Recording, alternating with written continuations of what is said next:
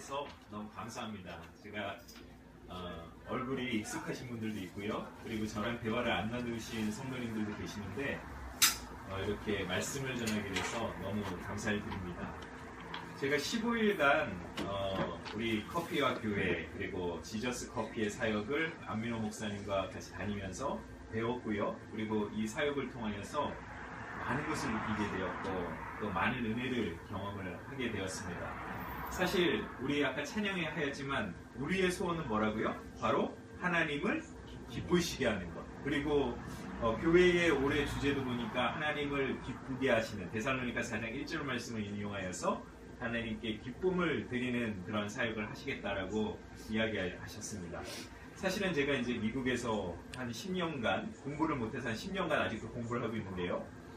제가 공부하면서 처음에는 이제 그 한국 땅을 떠나면서 내가 신약학 박사가 되어서 신약학을 공부를 해야 되겠다라고 많은 생각을 했어요. 그래서 제가 신약성서를 영어로도 읽고 그리고 한국어로도 읽고 그 다음에 그리스어, 헬라어로도 원어로도 계속 읽었습니다. 그러는 동안에 제가 누가복음 15장 말씀을 읽다가 하나님이 기뻐하시는 일이 바로 이것이구나라는 것을 깨닫게 됐어요. 성경 전체를 보면 성경에 1189장이 있는데 그 중에 기쁘다, 즐겁다라는 단어가 가장 많이 나오는 단어 중에 그 장 중에 하나가 바로 누가복음 15장의 말씀이라는 것을 알게 되었어요. 누가복음 15장의 말씀은 어떤 말씀입니까? 세 가지 비유가 나오죠. 첫 번째는 잃어버린 양의 비유. 그래가지고 100마리의 양 중에 한 마리의 어린 양을 찾았을 때 그 기쁨을 표현하는 것들이 나타나고요. 그다음 두 번째는 드라크마라는 게 뭐 우리나라 돈으로 하면 100원 정도 되는 아주 가치가 없는 돈인데 그 돈을 잃어버렸을 때에 등경을 펴놓고 방바닥을 쓰면서 열심히 드라크마를 찾아서 기뻐하는, 즐거워하는 그런 모습이 나옵니다. 그리고 마지막에 여러분들도 다 아시는 돌탕의 비유라고 하는 돌아온 탕자의 비유. 거기에서 보면 둘째 아들이 허랑방탕하게 세상에서 살다가 돌아왔을 때의 아버지가 어떻습니까? 기쁨과 즐거움을 누리거든요. 제가 그것을 보면서 하나님이 기뻐하시는 것은 바로 잃어버린 영혼이 돌아오는 것이구나 라고 저는 깨닫게 되었고 그래서 제가 전도학을 전공하게 된 겁니다. 그런데 제가 전도학을 전공하면서 고민한 게 뭐냐면요. 이 시대에 미국도 그렇고 유럽의 영국도 그렇고 한국도 그렇고 복음을 전하려면 사람들과 대화가 돼야 되잖아요. 그런데 대화가 안 돼요. 사람들한테 복음을 전한다고 하면 그거를 거절하는 경우가 많습니다. 그런데 제가요, 이 지저스 커피 그리고 커피와 교회 사역을 보면서 이렇게 사랑을 실천하고 그리고 요즘에 교회들이 문턱이 높잖아요. 그렇게 문턱을 낮춰서 낮은 자리로 사역하시고 겸손하게 사역하시는 모습을 보면서 많은 것을 배우게 되었고 그리고 제 논문에 여러분들의 그 예배와 그리고 사역과 모든 것을 미국에 돌아가서 정리해서 쓰기로 결정을 했습니다. 여러분들 자부심을 가지셔도 돼요. 여러분들 잘 하고 계십니다. 목사님을 비롯해서 우리 집사님들 그리고 성도님들 사역을 아주 잘하고 있습니다. 오늘 말씀의 제목은 생명의 떡이라는 제목으로 말씀을 전하겠습니다. 우리가 성경을 읽어보면 어떤 사람은 그 사람의 이름을 통해서 그의 삶의 여정을 반영하는 경우가 많이 있습니다. 예를 들면 모세라는 이름의 뜻은 어떤 뜻입니까? 바로 건져내다라는 의미가 있어요. 건져내다. 그래서 그의 이름과 같이 430년간 종살이하였던 이스라엘 백성을 구원하는 역사, 하나님을 통해서 구원하는 역사를 이뤘던 것이 바로 모세입니다. 그의 이름대로 행했던 모습을 우리는 보게 되지요. 그리고 다윗은 어떻습니까? 다윗의 이름의 뜻은 무엇입니까? 바로 사랑받는 자라는 뜻이에요. 사랑받는 자. 다윗이 물론 범죄하였지만 하나님께 순종하고 하나님을 의지했던 그의 삶 가운데 하나님의 사랑을 받았던 다윗의 모습을 보게 됩니다. 또 솔로몬의 뜻은 평화스러움이라는 뜻이죠. 평화스러움. 솔로몬의 그 치적, 그가 다스렸던 이스라엘 그 시대만큼 태평성대를 누렸던 시대가 없었던 모습을 보게 됩니다. 이렇게 성경의 인물들 가운데 자기의 이름에 따라서 인생을 반영하는 삶을 살았던 많은 사람들이 나옵니다. 그런데요, 제가 이제 처음 18년 전에 한국에서 사역을 시작할 때에 한 권사님이 계셨어요. 근데 그 권사님이 연세가 80이 넘으셨어요. 근데 지금 만약에 살아계신다면 거의 100세가 되셨을 거예요. 근데 그 권사님의 성함은 성은천이요, 이름은 백원이셨어요. 그러니까 이름이 어떻게 되세요, 권사님이? 1100원 권사님이에요. 권사님이 1100원. 근데 그 권사님이 처음에 태어나실 때의 그 시대에는 아마 1100원이 아주 큰 돈은 아니었지만 그래도 제법 가격이 나가는 그런 돈이었겠죠, 화폐 단위로. 그래서 아마 부모님이 너 돈 많이 벌어라 라고 해서 그렇게 이름을 지어주셨을 거예요. 근데 제가 이 1100원 권사님을 말씀을 드리는 이유는 그분의 이름 때문에 그분을 말씀을 드리는 것이 아닙니다. 그분의 이름의 뜻은 무엇입니까? 현재 $1예요. 달러로 치면 $1도 안 돼요. 아주 푼돈이에요. 그렇지만 그분의 별명은 기도의 어머니, 기도의 용사라는 별명이 있으셨습니다. 그래서 매일 교회를 위하여 기도하시고, 그리고 성도님들을 위하여 기도하시고, 목사님을 위하여 기도하시는 그런 기도의 용사셨어요. 저희 그때 이제 금요 예배를 9시에 예배를 드리면요, 가장 늦게까지 기도하시는 분이 바로 1100원 권사님. 그리고 새벽 예배에 한 번도 빠지지 않으시고 열심히 기도하였던 기도의 용사가 바로 1100원 권사님. 그렇게 그분의 별명은 기도의 용사셨습니다. 여러분들의 별명은 무엇입니까? 걸어다니는 성경책? 혹은 기도의 용사? 전도의 능력자? 뭐 이런 별명을 가지면 얼마나 좋겠습니까? 그렇게 성경에 보면은요, 그 이름도 그 사람의 삶을 반영하기도 하지만 때로는 그 사람의 별명 혹은 별칭, 다른 이름도 영적인 캐릭터를 나타내는 경우가 많이 있는 것을 보게 됩니다. 특별히 오늘 신약 성경의 요한복음의 말씀을 보면 예수님의 다양한 별칭, 다른 이름, 별명이 나오는 것을 보게 됩니다. 요한복음 1장과 8장 말씀을 보면 예수님은 세상의 빛이라고 말씀하십니다. 그렇습니다. 예수님은 세상의 빛이십니다. 믿으십니까? 네, 그렇습니다. 예수님은 세상의 빛이라는 별칭을 가지고 계셨어요. 요한복음 8장 12절 말씀을 보면 예수님께서 또 말씀하여 이르시되 나는 세상의 빛이니 나를 따르는 자는 어둠에 다니지 아니하고 생명의 빛을 얻으리라. 생명의 빛이라고 말씀하고 있습니다. 요한복음 4장 말씀 어떻습니까? 요한복음 4장 말씀을 보면 예수님이 사마리아 물가에 가서 사마리아 여인을 만나시죠. 그 여인은 상처받은 여인이었죠. 그때 예수님께서 그 여인을 가리켜 본인을 뭐라고 말씀하십니까? Living water, 샘물이라고 말씀하십니다. 너가 이 세상의 물을 마실 때 목마를지라도 내가 주는 그 생명의 물, Living water를 먹었을 때 영원히 갈증을 느끼지 아니하리라 라고 말씀하시죠. 그래서 예수님의 별칭은 또한 요한복음의 Living water, 생물이십니다.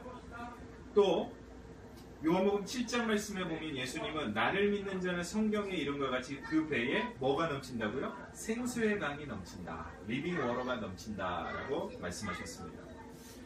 요한복음 10장 말씀 여러분들도 잘 아시는 것처럼 나는 목자요 너희는 뭐라고요? 양이다라고 했어요. 그래서 또 예수님은 목자라는 별칭도 가지셨습니다. 그리고 요한복음 14장 말씀에 보면 나는 길이요 진리요 생명이라. 요한복음 14장 6절 말씀을 보면 예수님은 길이시죠. 그렇죠? 생명이시다라고 또한 말씀하고 있습니다. 요한복음 15장 말씀 어떻습니까? 잘 아시죠? 거기에 보면 그 바인트리, 그 포도나무의 비유가 나오는데 예수님은 포도나무 가지요. 우리는 포도나무의 열매라고 했잖아요. 그렇죠? 그래서 우리 예수님은 포도나무의 가지의 별칭을 가지셨습니다. 이렇게 예수님이 다양한 별칭 가운데 오늘 본문 말씀을 보면 예수님은 뭐라고 본인을 말씀하셨습니까? 생명의 떡, the bread of life라고 이야기하고 있습니다. 그 예수님의 별칭은 전인적인 예수님의 구원의 사역을 함축하고 있는 것입니다. 예수님 우리의 구원자 되십니다. 믿으십니까? 네. 그리고 예수님은 생명의 떡 되십니다. 우리가 그 떡을 먹었을 때에 영원히 사는 것이죠. 우리가 때로는 이렇게 성경을 읽을 때에 다양한 부분을 고려하면 성경을 재미있게 읽을 수 있는데요. 저는 두 가지 정도를 추천해드리길 원합니다. 성경을 읽을 때 성경을 가지고 성경을 풀면 재밌어요. 예를 들면 구약 성경을 읽으면서 신약을 또 생각해보고 또 신약 성경을 읽으면서 구약을 생각해보면 아주 재밌게 성경을 읽을 수 있습니다. 그리고 두 번째는요, 성경을 읽을 때 그 성경의 그 문화적인 것 그리고 역사적인 그런 상황들을 이해하면서 읽으면 아주 재밌게 말씀을 읽을 수 있습니다. 오늘 본문 말씀의 이전의 말씀은 어떤 말씀입니까? 당연히 6장 말씀의 이전의 말씀은 5장 말씀이죠.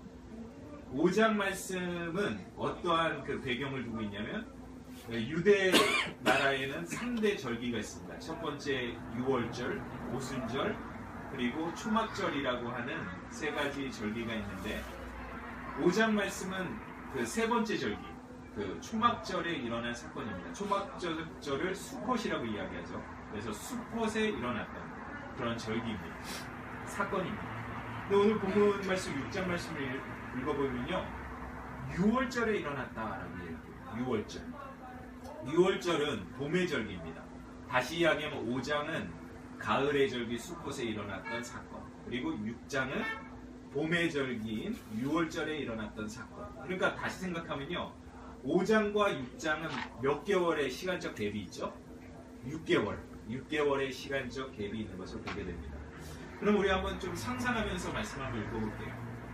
갈릴리 바닷가가 보이는 산 위에서 아마 봄철이니까 파릇파릇하게 새싹도 올라올 것이고, 그리고 꽃내음도 아주 향기로운 봄꽃 냄새가 나는 그 시기에 예수님께서 설교하기 시작하셨습니다. 그런데 그곳에 몇 명이 모였냐? 무려 2만여 명의 사람이 모였습니다. 성경에 보면 남자만 5,000명이 모였더라라고 이야기합니다. 그러니까 한 여자랑 아이까지 합치면 한 4배 정도가 되는 2만 명의 사람들이 모여서 말씀을 듣기 시작했습니다. 그런데 그 당시 인구 비율로 보면 6만 명이라는 숫자 전혀 작은 숫자가 아닙니다. 엄청난 숫자예요. 엄청난 사람들이 예수님의 말씀을 듣기 위해서 그곳에 왔고, 그리고 예수님의 말씀을 전하기 시작하십니다. 그런데요, 성경 말씀을 읽어보면 예수님이 어떤 말씀을 전하셨는지는 정확하게 나와 있지 않습니다. 근데 중요한 거는요, 예수님의 말씀은 나와 있지 않지만 예수님이 하시는 그 행동을 통해서 우리에게 귀한 말씀을 전하시길 원하신다는 것입니다. 여기에 보면 예수님께서 오병이어의 사건을 일으키시죠. 그것을 저는 체움의 떡이라고 이름을 붙였습니다. 체움의 떡. 지난 제가 15일 동안에 안 목사님을 쫓아다니면서 많은 사역을 보았습니다. 의정부의 한서 중앙교회에서 스태프들을 위한 예배, 그리고 환우들을 위한 예배, 그리고 그분들을 위하여서 대접하는 손길, 그리고 동두천 사역, 요양병원 사역에서도 그분들 커피를 드리고 생일을 챙겨드리고 말씀을 전하는 그런 바로 체움의 떡의 사역을 하시는 것을 보게 되었습니다. 뿐만 아니라 여기 우리 가롤동의 커피와 교회, 지저스 커피의 사역도 바로 체움의 떡, 예수님의 복음을 전하고 그리고 커피를 대접하고 그분들과 마음의 문을 열어서 함께하는 사역들을 보게 됩니다. 그 사역이요, 주님을 전하는 귀한 사역이 되어야 되실 줄 믿습니다. 제가 많은 커피와 교회의 사역을 미국과 한국에 방문을 하였습니다. 그런데요, 같은 카페 사역이라고 하죠. 카페 사역을 하는 교회들도 다 똑같은 게 아니더라고요. 어떤 교회들은 너무 상업화되어서, 미국에 있는 교회들 너무 상업화되어서 그 비즈니스에만 목을 매는 교회들을 보았습니다. 그런데요, 우리 커피와 교회는 바로 그 베이직, 백투더 베이직이라고 하는데, 그 복음의 사역에 초점을 맞추시고 그 복음을 전하는 모습을 보면서 야, 하나님의 은혜가 이 교회 가운데 넘치겠구나, 하나님이 이 교회를 쓰시겠구나라는 것을 저는 느끼게 되었습니다. 오늘 본문 말씀에 예수님께서 제자 빌립을 부릅니다. 그리고 그 빌립에게 뭐라고 말씀하시냐면, 너가 한번 이 많은 사람들을 먹일 궁리를 한번 해보아라 라고 이야기하죠. 성경에 보면 뭐라고 말하냐면 빌립을 시험포자민이라 라고 이야기합니다. 시험. 때로는요, 이 시험은 빌립에게만 해당되는 것이 아니라 우리에게도 해당될 때가 많습니다. 시험 때문에 고통을 경험하는 경우가 많아요. 근데 고통을 경험하는 이유를 C.S. 루이스라고 하는 기독교 사상가, 20세기 최대 기독교 사상가라는 C.S. 루이스의 책 가운데 고통의 문제라는 책이 있습니다. The Problem of Pain이라는 책이에요. 그 책에 보면 고통을 우리가 경험하는 이유가 세 가지 정도로 정리할 수가 있는데요. 첫 번째, 3T라고 얘기하는데 첫 번째는 temptation입니다. temptation, 유혹이죠. 그래서 우리가 마태복음 4장 말씀에 보면 예수님도 사단의 공생애를 시작하시기 전에 사단의 유혹을 경험하시잖아요. 세 가지 시험을 받으시죠. 그것을 말씀과 성령 충만함으로 극복하시는 모습을 보게 됩니다. 때로는 여러분들을 사단이 유혹하고 힘들게 하고 그리고 좌절하게 하고 고통을 주는 그런 원인이 된다는 것입니다. 두 번째는요, 시련입니다. 시련을 영어로 trial이라고 하죠. 3T 중에 두 번째입니다. trial은 본인 때문에 고통을 받는 경우가 많아요. 대다수가 그렇습니다. 본인의 게으름과 본인의 잘못된 행동 때문에 고통을 경험하고 좌절할 때가 있다라고 이야기하고 있습니다. 세 번째는요, 테스트라고 하는 시험입니다. 예를 들면 창세기 22장 말씀에 보면 아브라함이 모리아산에서 하나님이 시험을 하시죠. 이삭을 드리라, 번제단에 이삭을 드려라. 얼마나 힘들었겠습니까? 그 백세의 난, 자신의 아들인데 그것을 번제단에 드리라는 그 시험을 당했을 때 아브라함의 마음은 아팠겠죠. 그렇지만 하나님의 시험을 이겨내서 믿음의 조상의 삶을 살았다 아브라함의 모습을 보게 됩니다. 그게 바로 테스트입니다. 오늘 본문의 시험코자 함이니라 라는 것은 이 세 가지 유형 가운데에 어떤 유형이죠? 바로 시험이죠. 테스트죠. 이 테스트를 통해서 그의 신앙을 점검해 보길 원하셨습니다. 그런데 6장 10절 말씀에 보면 뭐라고 이야기했냐면 빌립이 대답하되 각 사람으로 조금씩 받게 할지라도 200데나리온의 떡이 부족하리이다 라고 이야기하고 있습니다. 영어 성경에 보면 a wage라고 이야기합니다. a wage. 그러니까 다시 이야기하면 예수님, 이 사람들을 다 먹이려면 8개월 동안 안식일을 빼고 뼈 빠지게 일해서 돈을 벌어서 먹여야 되는데 이 사람들 지금 그 돈이 어디 있습니까? 먹일 수 없습니다. 불가능합니다. 라는 것이 그 빌립의 고백입니다. 그런데 시몬 베드로의 형인 안드레가 조그만 도시락을 가져오죠. 여러분들도 다 아시겠지만 그 도시락 안에는 뭐가 들어있습니까? 물고기 2마리 그리고 보리떡 5개, 5병2어라고 이야기합니다. 그런데요, 그 당시에는 그 떡을 만들 때 두 가지 재료를 사용했어요. 첫 번째는 밀을 사용했습니다. 그래서 밀떡을 만들었고, 두 번째는 보리떡을 만들었습니다. 근데 보리떡은요, 가격이 싸요, 밀보다. 그래서 대부분의 서민들이 먹었던 것이 보리떡이에요. 그러니까 세상적인 눈으로 봤을 때 보리떡 5개는 아주 시시한 떡이에요. 점심이에요. 그걸 드렸습니다. 그리고 물고기는 2마리인데 그것도 갈릴리 호숫가에서 그냥 흔한 물고기예요. 그냥 쉽게 잡을 수 있는 그 물고기, 그것을 가지고 왔습니다. 세상적인 눈으로 봤을 땐 보잘것없는 점심이었어요. 그 군중들을 먹일 수 있을까 고민하고 어려워하는 그들의 마음을 우리는 이해할 수 있습니다. 그러나 제자들은 무엇을 잊었냐면 부족함을 채우시는 주님의 원리를 간과했습니다. 성경에 보면은요, 큰 것을 통해서 큰 것을 이뤘다라고 말하지 않으세요. 성경은 작은 것을 통해서 뭐를 이룬다고요? 큰 일을 이룬다. 시시한 보리떡 5개와 물고기 2마리를 통해서 역사하시는 예수님의 원리, 부족함을 통해서 큰 것을 이루는 것이죠. 그리고 겨자씨 하나를 통해서 30배, 60배, 100배의 열매를 맺는 것이 바로 하나님 나라의 원리다라고 이야기하고 있습니다. 그리고 또한 부족함을 채우시는 원리는 우리가 할 수 없음에도 불구하고 누가 하신다고요? 하나님이 하신다. 우리는 할 수 없는데 하나님이 하신다라는 것을 우리가 뭐라고 이야기하냐면 하나님의 은혜다라고 이야기합니다. 에베소서 2장 8절부터 9절 말씀에 보면 이렇게 말씀하시죠. 너희가 그 은혜를 인하여 믿음으로 말미암아 구원을 얻었나니 이것은 너희에게 난 것이 아니요 누구의 선물이라고요? 하나님의 선물입니다. 행위에 난 것이 아니라 이것은 그냥 공짜로 주어진 하나님의 선물, 그것이 바로 하나님의 은혜라고 이야기하고 있습니다.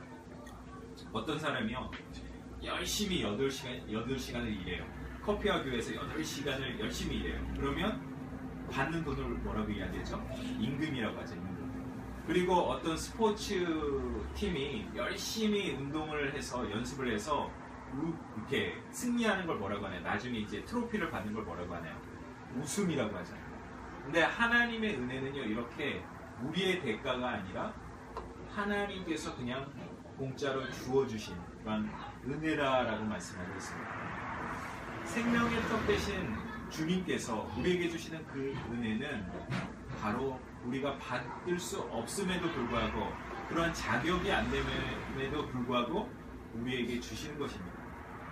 그 외에도요, 하나님의 은혜 안에서 기쁨을 누렸다면 그렇게 우리가 자격 없는 분들, 어떻게 보면 우리가 관계없는 분들에게도 말씀을 전하고 주님의 은혜를 전해야 될 줄 믿습니다. 12광주리가 남았다라고 이야기합니다. 그 작은 것이 떼이고 떼서 다른 사람들에게 드렸을 때에 실컷 먹고 12광주리가 남았다라고 이야기합니다. 때때로는요, 우리가 간과하는 것은 뭐냐면 나의 실력으로 모든 것이 다 됐다라고 생각하는 경우가 있습니다.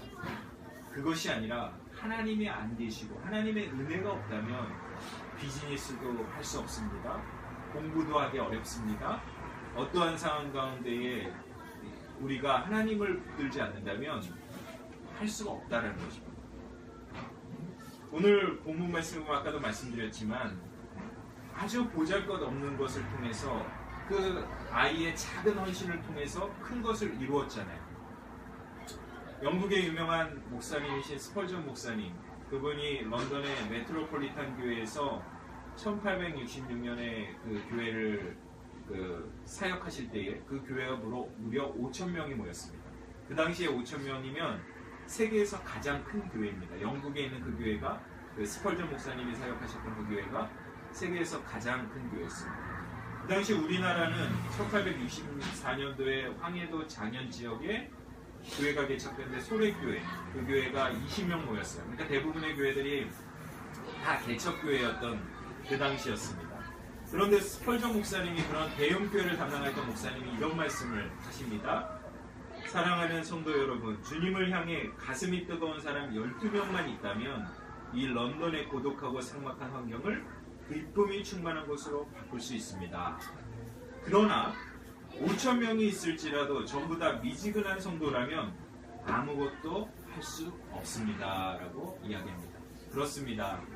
큰 것이 중요한 것이 아니라 뜨겁게 하나님 앞에 나아가고 하나님께 헌신된 그 사람들을 통하여서 하나님을 런던을 변화시키시고 한국을 변화시키시고 이 지역을 변화시키시고 용산을 변화시키신다라고 말씀하고 있습니다. 하나님은요, 여러분들을 사용하길 원하십니다. 여러분들의 믿음을 쓰기를 원하십니다. 그리고 30배, 60배, 100배의 열매를 맺으시길 원하신다라고 말씀하고 있습니다. 그러면 우리가 어디에다가 그 겨자씨 하나를 심어야 되겠습니까? 어떤 분들이 우리 교회에 와야 되겠습니까? 모든 분들이 오셔야 되겠죠. 모든 분들에게 말씀을 전해야 될 줄 믿습니다. 한국의 무디라고 하는 이성봉 목사님, 성결교회의 이성봉 목사님의 설교를 저는 자주 듣습니다. 그분이 1959년도에 그 기독교 방송에서 설교를 하셨었는데요. 그때 설교를 제가 잠깐 소개시켜드리면요. 예화입니다. 예화.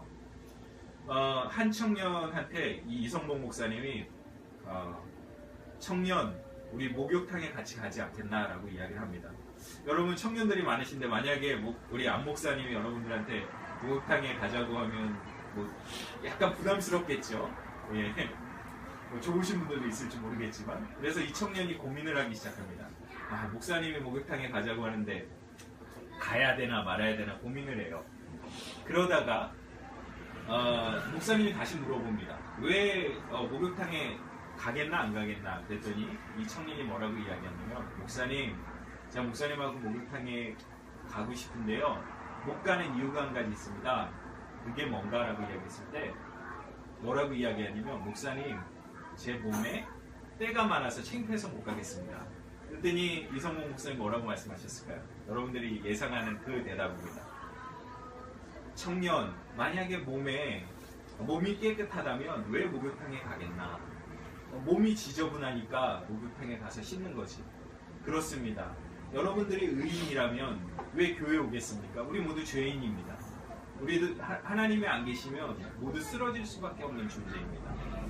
모든 분들이 하나님 앞에 은혜를 경험해야 될 줄 믿습니다. 그래서 우리 커피와 교회도요, 모든 분들에게 말씀의 씨앗, 더자 씨앗, 하나님의 씨앗을 드려야 될 줄, 심어야 될 줄 믿습니다.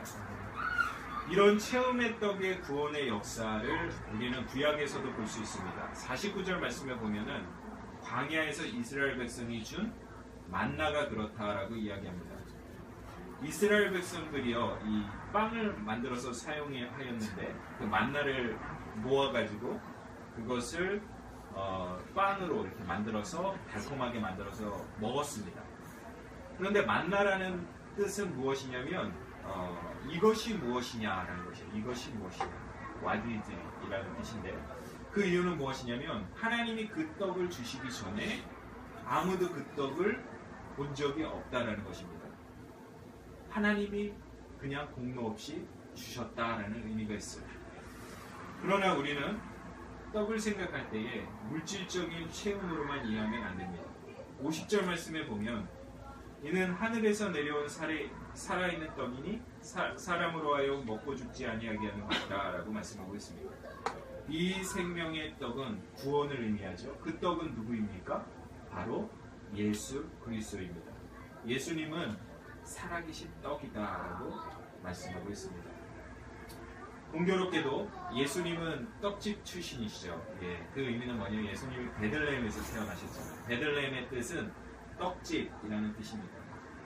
구약성경의 미가서 5장 2절 말씀에 보면 베들레헴, 즉 떡집이라는 뜻이죠. 에브라다야, 너는 유다 족속 중에 작을지라도 이스라엘을 다스릴 자가 내게로 나올 것이라. 그의 근본은 상고에 영원히 있느니라 라고 말씀하고 있습니다. 상고에 영원히 있느니라는 말씀은요, 태초부터 예수님께서 계셨고, 그리고 예수님께서 생명의 떡으로 이 세상에 오실 것을 예정되어 있고, 그리고 계획되었던 사건이다라고 말씀하고 있습니다. 6장 14절, 오늘 본문 말씀에 요한복음 6장 14절 말씀에 보면 그 사람들이 예수께 행하신 이 표적을 보고 말하되 이는 참으로 세상에 오실 그 선지자다라고 말씀하고 있습니다. 14절에 그 표적이라는 단어가 있는데 이 표적은요, 기적과는 좀 비슷한 의미죠. 그런데 약간은 틀립니다. 이 기적과 틀린 것은 표적은 특별한 목적을 가지고 행하는 그 기적과 같은 그런 형태라는 것입니다. 기적은 다 그렇지는 않지만 어떤 특별한 목적이 없이 행할 때도 있지만, 표적이라는 것은 아주 특별한 목적을 가지고 행해졌던 사건이다라는 것입니다. 그렇습니다. 예수님이 하셨던 그 생명의 떡 사건, 사역, 구원의 사역은 특별한 목적을 위해서 행해졌다라는 것입니다. 누구를 위한 목적입니까? 그것은 대상이 있어야 되죠. 그 대상은 바로 우리를 위한 특별한 목적이다라고 말씀하고 있습니다.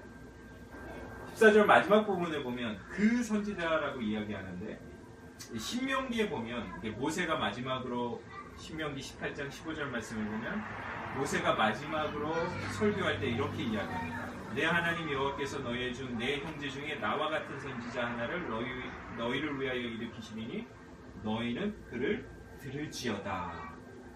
그 선지자가 누굽니까? 구약에서 예언한 그 선지자는 바로 예수님 그분이시다라고 말씀하고 있습니다. 구약은요, 장차 오실 메시아이신 예수님의 모습을 설명하고 있고, 신약에서는 하나님의 말씀 그 자체를 성취하는 예수님의 가르침을 담고 있죠. 예수님께서 구원자로 오시고 생명의 떡으로 오셨습니다. 그리고 실천을 통해서 사람들을 먹이시고 질병을 고치셨던 그 사건은요, 또한 너희들이 영적으로도 내가 너희를 먹일 것이요 그리고 구원하실 것이라는 그 구원의 사역을 이루는 모습을 보게 됩니다. 예수님이 그렇게 구원의 사역을 이루셨던 것처럼 우리도 그 예수님의 사역에 동참해야 되지 않겠습니까? 그리고 예수님이 기뻐하시는 일들을 하셔야 되지 않겠습니까? 그 일이 무엇이라고요? 복음을 전하는 것입니다. 그리고 마지막으로 옆에 분들에게 예수님이 기뻐하시는 일을 하시길 바랍니다 라고 한번 이야기를 하겠습니다. 예수님이 기뻐하시는 일을 하시기를 바랍니다. 네, 기도하겠습니다. 은혜가 풍성하신 하나님 주님의 은혜를 감사드립니다. 생명의 떡 되시고 우리를 조건 없이 사랑하여 주셔서 그 은혜를 주시고 기름 부어 주셔서 감사드립니다. 특별히 하나님께서 커피와 교회를 통하여서 생명의 떡 되신 예수님의 사역을 성취하실 수 있도록 인도하시고, 그리고 이 하나님의 교회가 열방의 복음을 전하고 주님의 기쁨을 전하는 기쁨의 사역을 할 수 있도록 인도하시고, 이분들 한 분을 한 분을 통하여서 주님의 나라가 확장되는 역사를 일어날 수 있도록 인도하여 주시옵소서. 아버지 하나님, 커피와 교회의 사역이 열방에 소문나는 사역 될 수 있도록 인도하시고, 주님의 기름 부으심을 통하여서 늘 성령 충만하며 말씀 충만한 하나님의 귀한 사역 될 수 있도록 인도하여 주시옵소서. 감사드리며 예수님 이름으로